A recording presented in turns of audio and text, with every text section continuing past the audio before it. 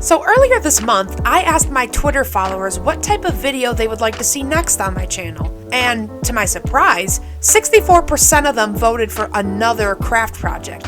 If you haven't seen my first craft project video, where I give a Mythicon-inspired paint job to a vinyl record, feel free to click the link in the description or the iCard to check it out. I think it turned out pretty good, and apparently you guys seem to agree. So today, I am back with another craft project. But just what exactly am I going to create? Well, I am so glad you asked, my beautiful, lovely viewer.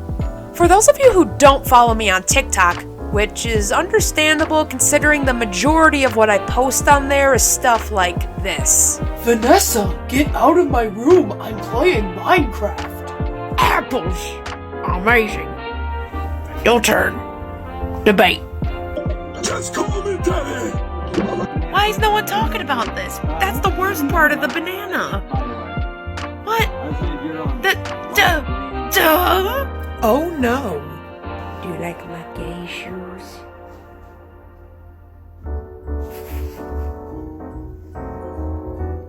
I think she likes the gay shoes. I wonder which one is the daddy finger. You know what? 2015, not gonna say which one. Living in the sunlight, loving in the moonlight, having a wonderful time. Anywho, last year around this time, I posted a TikTok clip of a gingerbread house I decorated that was Good Mythical Morning themed, cause I'm predictable like that. It wasn't anything complicated, just a pre-built house with typical gingerbread decorations with Rhett and Link and GMM stuff thrown in. It's very simple, but also quite cute and festive. I mean, just look at those little Rhett and Link gingerbread boys in their Christmas sweaters. They are just dripping with holiday cheer. I actually loved this little gingerbread house so much that I kept it on display all year round right outside my room. I wonder if it's still held on to its charm after all this time. Okay, so 2022 has been a little bit rough on this thing. With it being placed on a table right outside my bedroom door, it has gotten bumped into several times and slowly just crumbling apart before my eyes.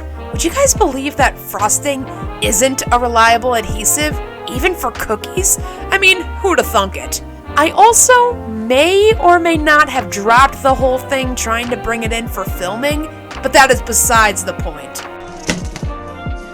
With this house in this condition, it only seems fitting that I make a new and improved version 1 year later.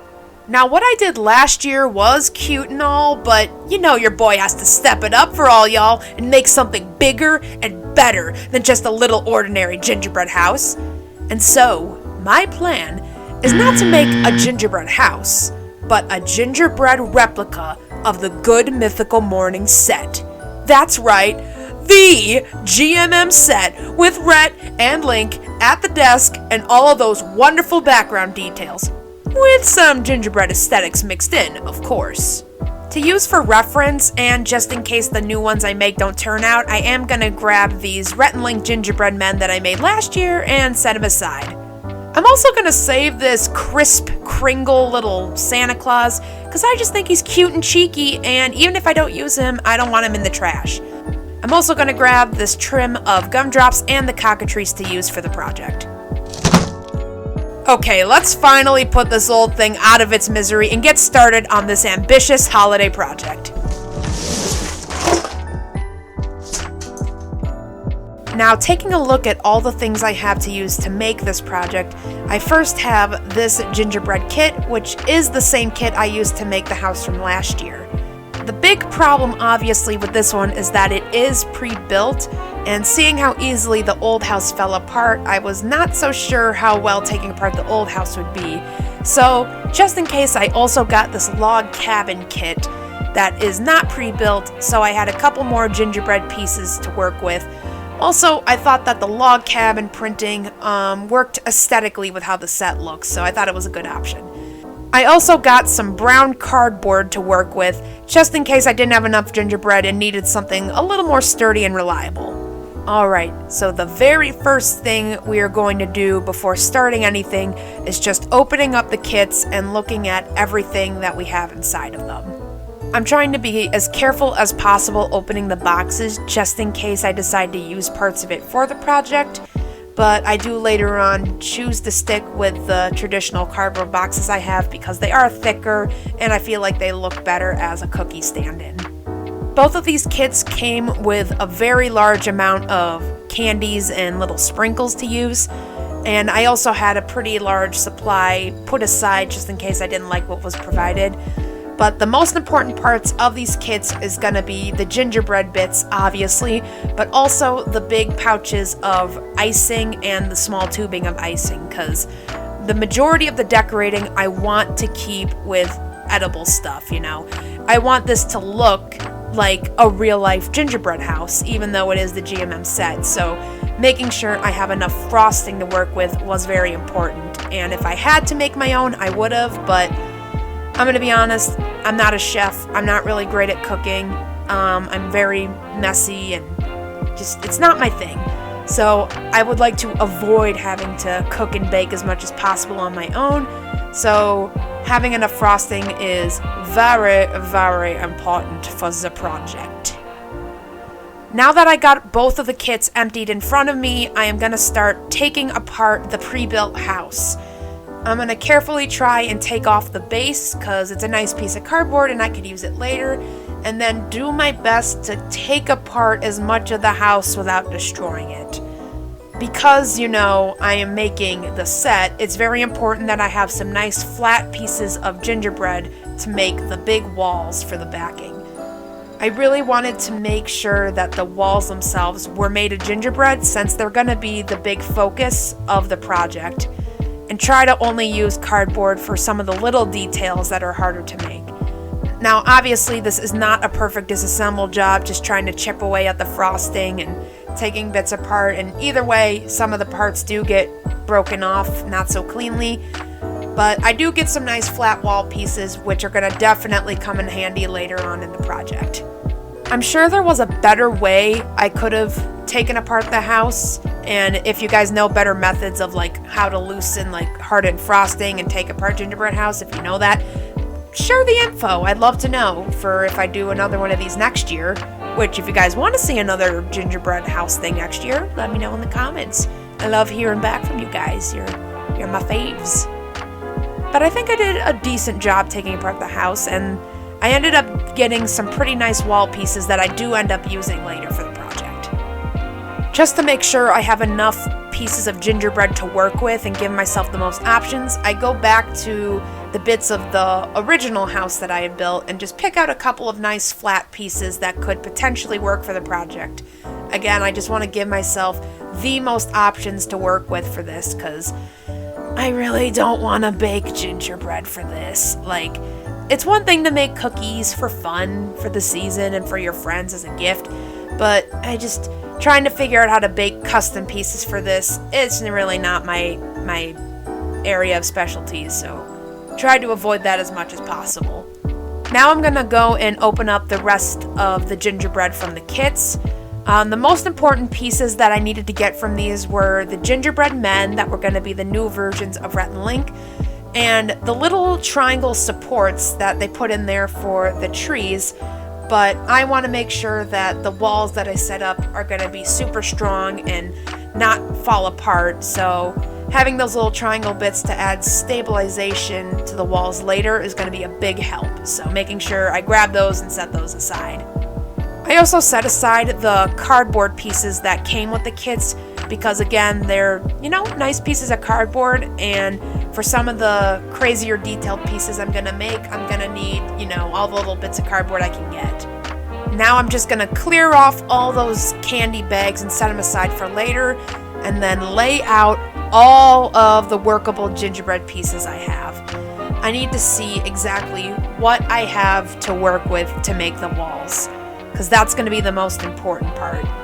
I had already decided that I wanted the base of this whole thing to be cardboard because I can glue it and stack it up, make it really thick and sturdy, and then have a really good workable base to put the rest of the house on.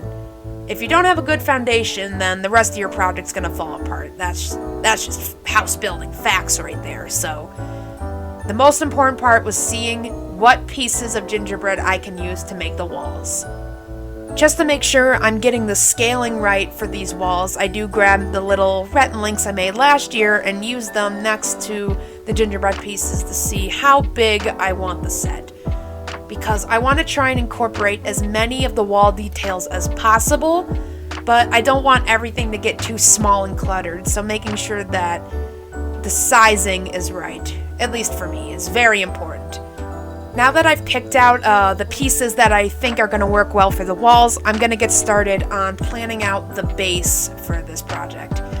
So the first thing I do is I take the 3 pieces of cardboard that came with the gingerbread kits, and I cut off the rounded edges on the sides. That way, when I line them up to figure out the size of the base, I don't have to worry about filling in those rounded corners, and I just have nice, flat, right angles to go next to each other.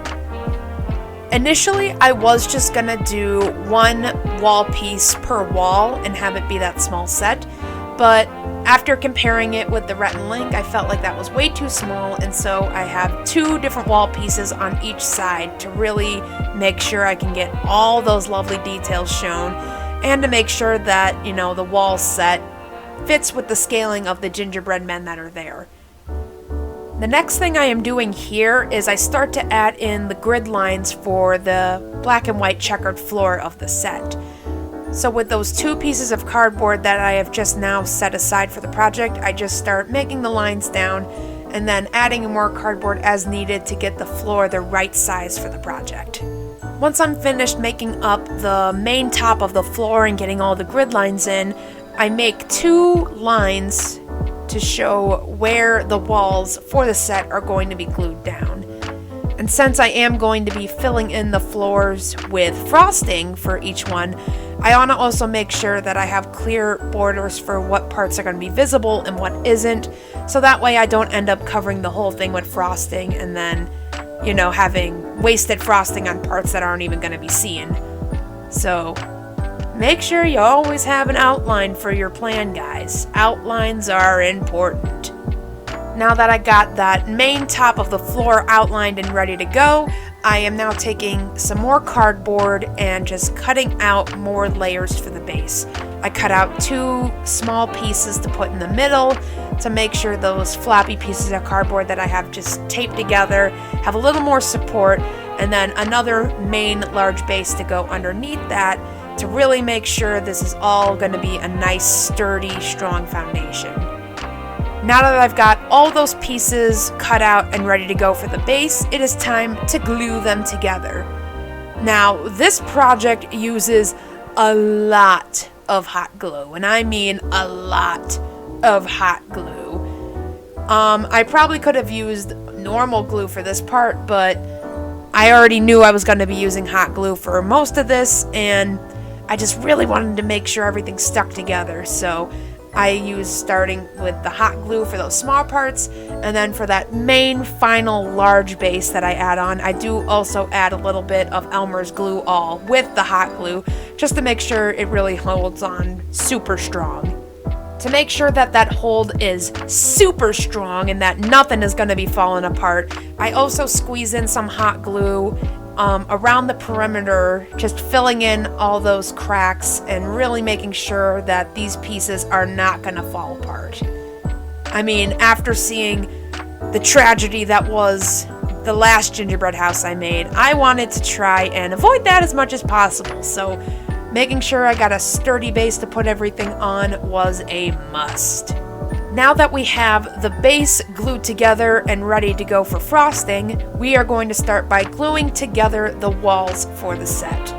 Not gluing them to the base, but gluing the 4 total sets of gingerbread to each other, so that way I have the 2 separate walls to work with later.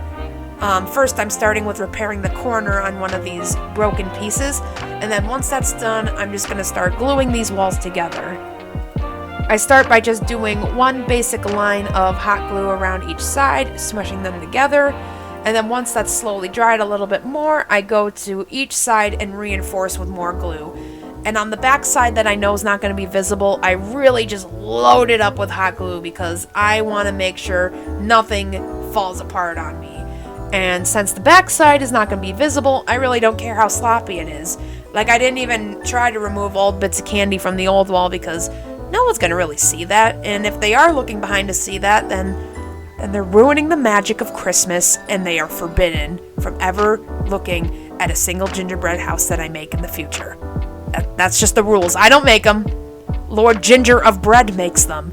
You gonna go to him and tell him his rules aren't good? No, you ain't gonna do that.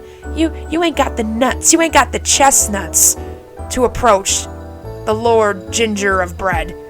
Alright, now that I've got those two walls glued together and ready to go, I'm just going to take a Sharpie and begin sketching out the details that I want on each wall. Just so you guys can get an idea with what I'm looking at, this is the image I am using as my reference for the walls. Obviously, their sets are packed to the gills with details and trinkets, but I am only focusing on a couple of main details that I feel like are key to the set. That being the forested wall, the wood wall, the main shelves on the left-hand wood wall, and getting the guitars and bass, that pretty cool like desert sunset picture in the background, and making sure that the golden Lincoln head and the music player thingamabob, which I feel like I should know what it is because I work on music, but that's fine. No one has to know that detail. But just making sure that the main, like, really important details are visible on the set walls. So now I'm going to move back to the base of this thing, and I'm going to start putting in the icing details for the checkered floor.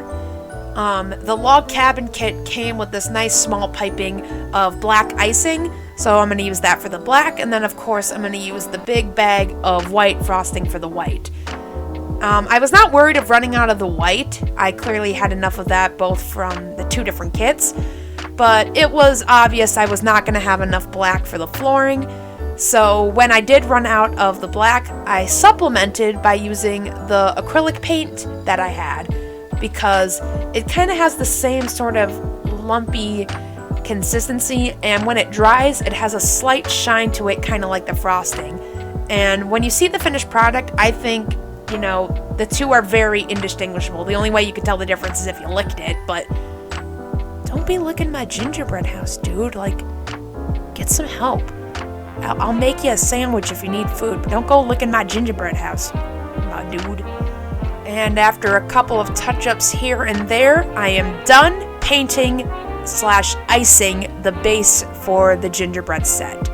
Now I can just set this aside and let the whole thing dry while I work on the rest of the project, because the only thing left to do on the base is glue the walls, but the walls aren't done yet, so I should probably go back to working on them. Ideally, it would have been really cool to have some custom-made pieces of gingerbread cookies that were of each of the set pieces, but I just really didn't have time to do that and didn't want to bake, so cardboard is the best solution I could think of. I was also considering of trying to actually cut the other pieces of gingerbread I had into those other shapes, but just by how crumbly it is, and I didn't know how well it would stick on the wall, being how thick and heavy it was, I just felt like using brown cardboard was going to be the best option for all those little detailed pieces. So that is what I did. So I'm just going through and tracing out on cardboard the different shapes that I want to use, and then cutting them out and placing them on the sketch I made to make sure everything fits well and lines up well and, you know, looks like the thing I'm trying to make it look like. I also, on top of some of the cut pieces, draw in a couple of details that I'm going to try and add with sprinkles and, you know, frosting later on, because for me, I am a sucker for little details, so if I can get the details like the knobs and the frets and things like that on the guitars, then I'm going to be a very happy camper. I love detail! Alright, it's time for the fun part. We get to add sprinkles! So I do a very similar thing that I do when I actually frost and decorate cookies in real life. I layer down on top of the pieces a nice layer of glue, which kind of acts as the icing, and then I just take the sprinkle of choice and sprinkle it right over the top. do a little pressing just to make sure it sticks, dump up the excess, and voila, you got yourself a sprinklified cookie. It's actually a piece of cardboard, but we're going to call it a cookie for convenience sake. It was during this sprinkling process that really helped me feel more confident in using the cardboard, because the cardboard, it just acts as like a nice brown base, so it kind of blends in and makes your brain think it's a cookie piece, but it's really those sprinkles that make it look like it's something you could eat. So this was exciting to sprinkle things and see how they came along. I will say though, it is not fun to work with glue and sprinkles because glue is already sticky and I don't like that feeling of like hardened glue on my fingers. But mixing that with sticky, sugary sprinkles that get also stuck to your fingers and also get sticky, like I was just a very sticky boy after this. Just very sticky hands. But it's part of the sacrifice. There's a lot of sacrifices you gotta make when you're crafting. And it was a sacrifice I was willing to make for you lovely people watching. About halfway through the sprinkling process is when I realized that instead of copying what was actually on their shelves, I would just do a little gingerbread twist on them to try and save me the heartache. So I'm now just grabbing all of the different candy pieces I have to work with and seeing what looks good on the shelves and works as a good substitute for the props on the set. I just grab a couple pieces here and there, start placing them as an outline, and just get a sort of idea of what I want to do. I end up coming with an outline that I think is pretty good, but here and there I do make a couple of last minute changes, like I get rid of the candy cane that's sitting on the table next to the Lincoln, and I make a couple of adjustments to what else are on the shelf. Nothing major, but just a couple little tweaks here and there, because I'm a perfectionist. Now that I got all those candy bits picked out, I just go right back to the sprinkling process, making sure all of my little set pieces are sprinklified and look like a delicious cookie that you could eat right out of the cookie sack. I don't know what a cookie sack is, but it's got to be good, right? I mean, it's a sack full of cookies. I mean, who wouldn't love that? Well, maybe if you had diabetes, you wouldn't love that, but that's not important right now. Now with the majority of all those background pieces covered in sprinkles, I am now going to move on to making Rhett and Link gingerbread men. I grab my old ones as reference to get a rough idea of how the old ones looked, so I can do something similar, but also, an updated version. So the first thing I do is I grab these little circular candy sprinkles and I pick out 2 blue ones for Link's eyes, 2 green ones for Rhett's eyes, and then I grab 2 red pieces to give them noses. Last year I did the same effect but with just icing, but I thought since I had these perfect little round sprinkles, I could save myself some of the hard detail work with the icing and just glue on the eyes and nose separately at the end. Now I'm going to separate into 2 bowls some of the white icing and begin mixing in the hair color for 2 of them. The first one I start with is going to be Link, so I take a toothpick, drop it into my black food coloring, and mix it into the white till I have a color of gray that I am satisfied with. I tried to make it a shade lighter than I did last year, since it is getting a little lighter each year, and I wanted to also make it higher and bigger because he's kind of let his hair grown out since last year, so I wanted to try my best to replicate that physical difference. Now, I said in my last craft video that Rhett's hair was really more problematic to work on, but the tables have turned for this project because Link's hair was honestly kind of frustrating to make on the gingerbread, mainly because the icing tends to want to deflate, to kind of melt down and flop over. And since I was trying to really get that height with the coif, it kind of just, flopped over and didn't really want to stand up. So toward the end, I put him on the paper plate just so it can kind of hold up that hair while it solidifies. So it's a little stronger, but still getting the height, because I gotta do my boys' hair right. It's the law. If I mess up their hair, then what kind of beast am I? Once I am satisfied with where Link's hair is at, I move on to Rhett's hair. I don't exactly love the shade that comes out, but you know, figuring out measurements with icing and, you know, food coloring, it's kind of hit or miss for me. But also, stirring icing is not fun because it kind of acts more like a dough than it does a paint. It all kind of starts to clump together, and it's just really difficult to mix up those colors. So I got a shade that I was decently happy with, and once I put it on the gingerbread man, there was no going back, so it was full commitment after that. Alright, now I'm going to move back to Link, and I'm going to mix the gray icing with the brown icing and start to get a color to use for Link's glasses. I wanted it to try and be a nice darker brown, but you know, it always kind of turns out a little more green because I don't know why, but when it comes to food coloring black, it seems to have more green undertones than like purplish blues that you'd expect from like typical ink. So they kind of just turned out to be a weird greeny dark brown color, but I think it works. Now I gotta say right now, anyone who does like cookie decorating or cake decorating or works with frosting as a profession, you are a frickin' hero, because I absolutely hate working with frosting and icing, especially with this detail stuff, because it is just so thick and it only wants to stick to itself.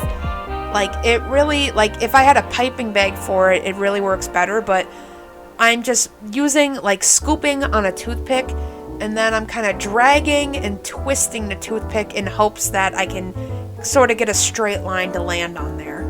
So working out the detail of the glasses is definitely very difficult, but with a careful hand, a little patience, and being okay with it not being perfect, I ended up getting something that looks like a pair of glasses. They ended up more round than square, unlike last year's, but you know what? You can tell that they're glasses, so that's a win. Alright, now to the easy part, which is putting on their festive sweaters. I decided to do what I did last year and give them the red and green sweaters with the letter of their first name, but I decided to switch out the colors, so I give Rhett a green sweater with red trim and then Link a red sweater with green trim to do a reverse of what I did last year, but still keeping my boys festive with cozy little sweaters. Now that I have my gingerbread boys mostly finished, I'm going to let them dry and now go back to some of those details on the wall. For the painting and for the acoustic guitar, I just couldn't find a way to use icing and frosting on there that left the details satisfying for me. So even though it's not quite how I would have liked to do it, I get out my markers and just draw on the color detail. So with my reference next to me, I draw on the, you know, basic shapes of the painting behind them. Obviously, it's not a perfect recreation, but you can look at it and get the gist of what it is, and then I do the same thing on the acoustic guitar. Now with those two pieces for the background done, I am now going to go back and add those sprinkle details so that way they can be sort of cookieified, if you will, like the rest of the wall. Now it is time for another big frosting session. I'm going to carefully remove all those little details for the right wall, and I'm going to start by taking the green icing to make sort of the green leafy tree background for the wall. I initially start by using the two different icings that come with the kits, but like with the black, I quickly ran out and had to mix up my own color of green to finish the rest of it. I gotta say, I thought I did really good matching the color of the other two icings, but as you can see, one of them is a little more gel than the other pre-made icing, so I took my little concoction and went over a couple spots to try and make it all look like a consistent green icing color. Once I'm done with the green, I mix a nice sort of darkish greenish brown color to fill in the tree trunks for the background. Again, it is really not fun trying to paint with icing.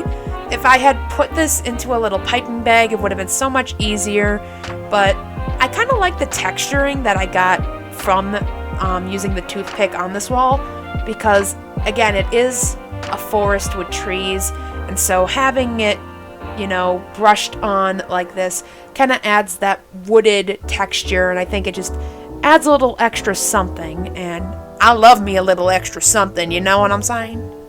Oh, you don't know what I'm saying? Well, then let's move on.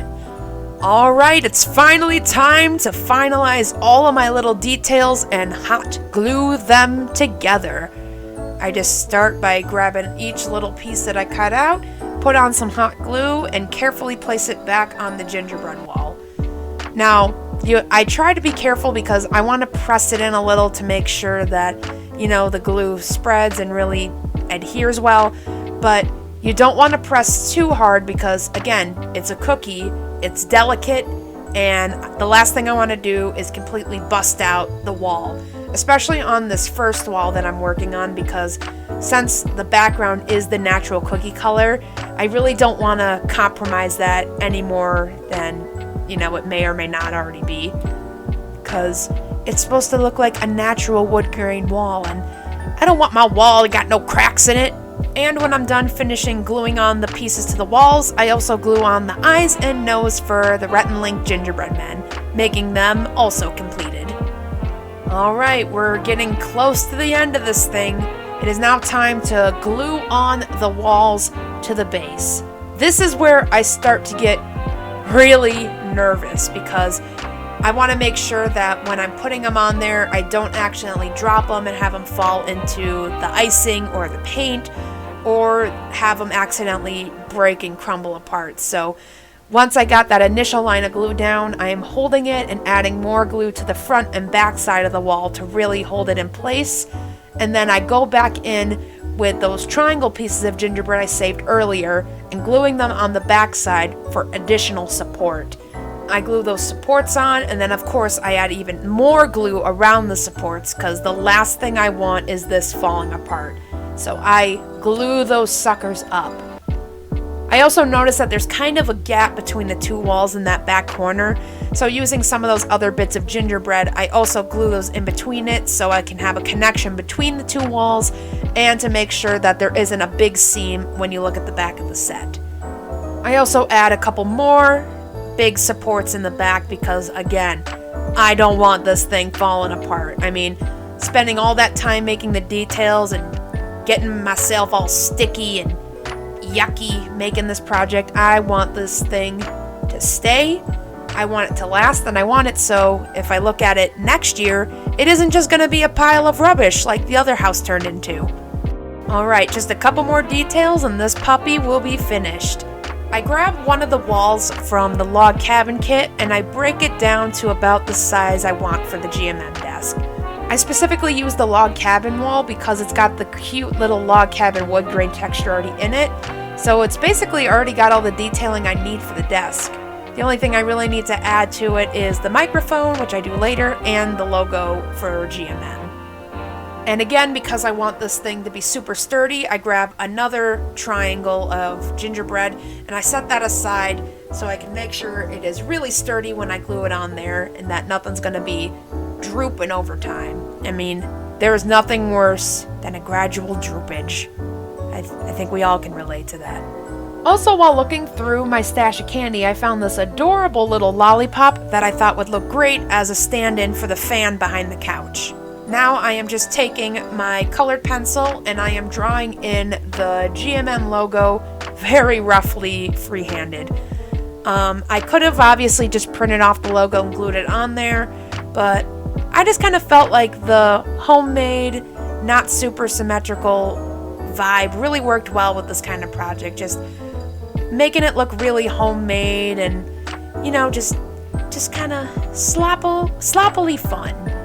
Just a little sloppy fun. So I start with that orange, I go in with the black Sharpie to outline it, so that way we just got the simple little GMM logo on the front. Once I have that logo drawn out to my liking, I go in and glue that little support beam onto the desk, and then glue the desk onto the finished set here. For the microphone, I go and take this string of gumdrops that I saved from the old house, and I cut off one of the purple ones to use for the top of the microphone. I then break apart one of these small little candy canes to use for the main rod of the microphone.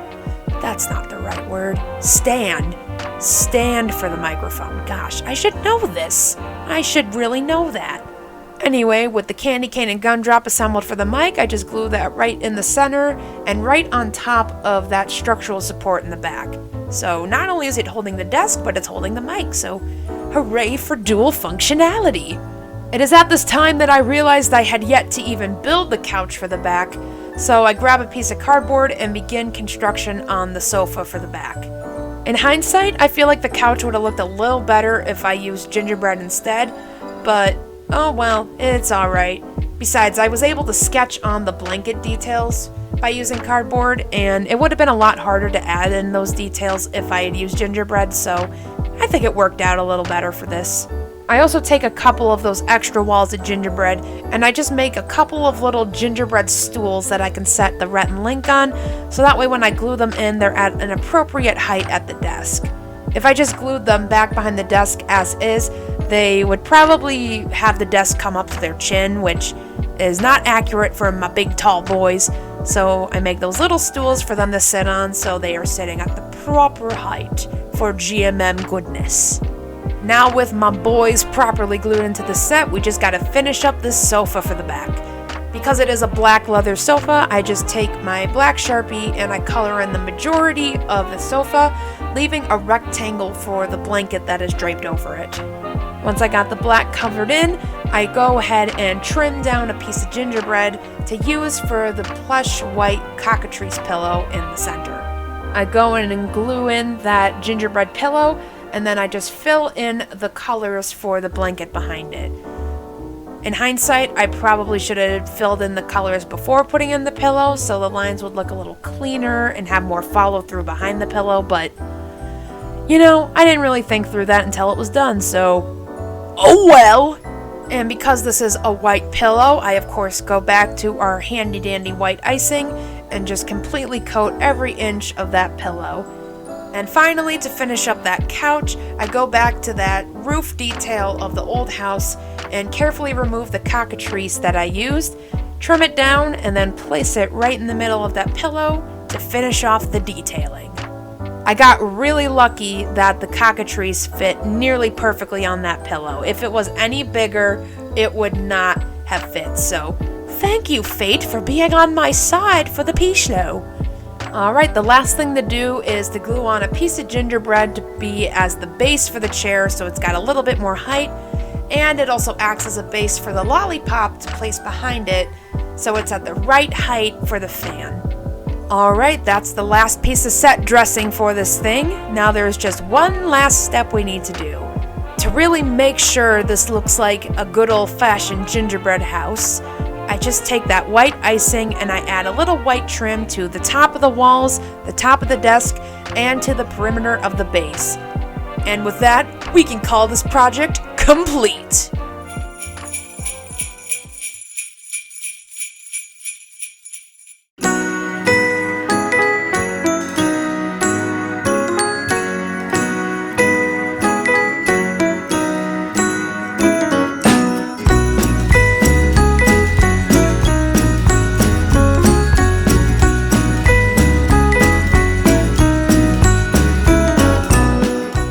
I gotta say, guys, I think this Gingerbread GMM set turned out to be quite successful. Even though not every single part of this thing is edible, I think it looks frickin' fantastic. And it smells delicious. I love all the little details I was able to add with the frosting and the sprinkles, and the cardboard worked pretty well as a gingerbread stand-in. I'm honestly really glad my Twitter followers asked me to do another craft because it really challenges my creativity and problem-solving skills to create something fun for the both of us. Of course, it's not perfect, but I learn something new every time I make a video and I strive to improve myself each time. Now, before this video ends, I just wanted to give a quick thank you to all of you who have watched my videos and supported my content, creative endeavors, and me as a whole. As of the recording of this voiceover, my channel has 156 subscribers, which to me is more people than I ever thought would follow my random assortment of videos. So thank you, all of you, for seeing something in me and what I do. I also have to say how utterly speechless I am to see that my Mythicon ramble has hit over 1.3k views in just over a month. I never expected to get over 500 views, let alone over 1,000, especially so early in my YouTube career. Whether it was fate, dumb luck, or people genuinely enjoying what I had to say, I am so incredibly grateful for each person who watched this video, especially because of how emotional and impactful Mythicon was for me. So again, thank you, everyone. This channel means nothing without you, literally. And I promise to keep working my hardest to improve my work and to make you guys some videos that you'll really enjoy. Please leave any suggestions for future content in the comments below. I really do love hearing back from you guys, and I want us to work together to find out what we like doing most on this little channel. Also, leave a like if you enjoy this format and want to see more stuff like this. If you haven't yet, consider subscribing and hitting the bell if you like what I do and want to be notified when a new video is up. I'm also on Twitter, Instagram, and TikTok, so feel free to check those out if you want to see more EV content between videos. Well, that just about does it for this video. I really hope you all have the most happiest of holidays this year, and I will see y'all next time.